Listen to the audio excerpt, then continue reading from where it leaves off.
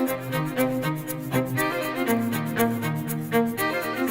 je m'appelle Christelle Charbonneau, je suis formatrice pour Ligne Parents et aujourd'hui je vais vous parler de cyberintimidation. Dans les cas de cyberintimidation, le parent a un rôle à jouer qui est très important.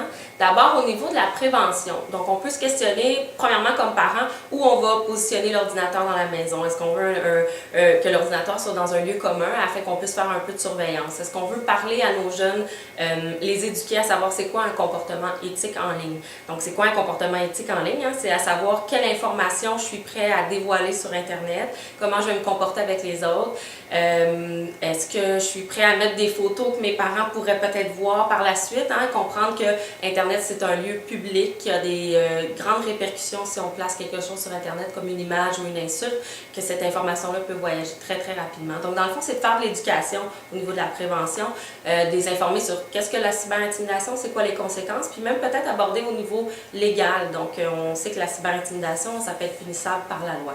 Donc ça peut être une première chose à faire. Maintenant, si notre jeune nous annonce qu'il vit de la cyberintimidation, qu'est-ce qu'on peut faire? On peut lui suggérer quelques moyens personnels, donc peut-être d'aller dénoncer la situation auprès d'un adulte responsable. Ça peut être un adulte à l'école, ça peut aussi, on peut peut-être aviser les policiers. À ce moment-là, il faut savoir que ça serait bien de suggérer à notre jeune qui imprime les preuves, fasse des captures d'écran ou nous envoie le message qu'il a vu sur Internet. Comme ça, au moins, on va avoir des preuves à montrer aux policiers.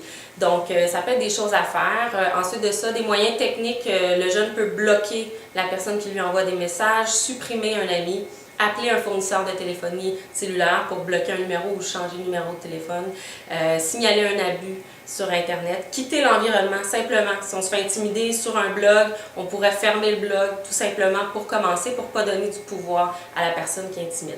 Donc, je vous encourage à aller chercher, il y a tout plein d'autres moyens qui existent pour vous.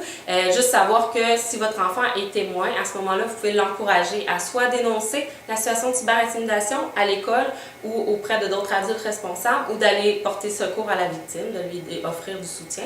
Et si votre enfant cyberintimide, je vous dirais que quelque chose qui peut être utile, c'est d'avoir une approche responsabilisante, donc le laisser assumer les responsabilités de ses actes et aussi peut-être favoriser la réparation. Donc si on écrit quelque chose de très méchant sur Internet et que ça a des grandes répercussions, peut-être qu'on peut aussi reprendre ce coup-là en écrivant quelque chose de plus positif sur la personne et ça pourrait avoir de tout aussi grandes répercussions, mais positives cette fois. Donc voilà.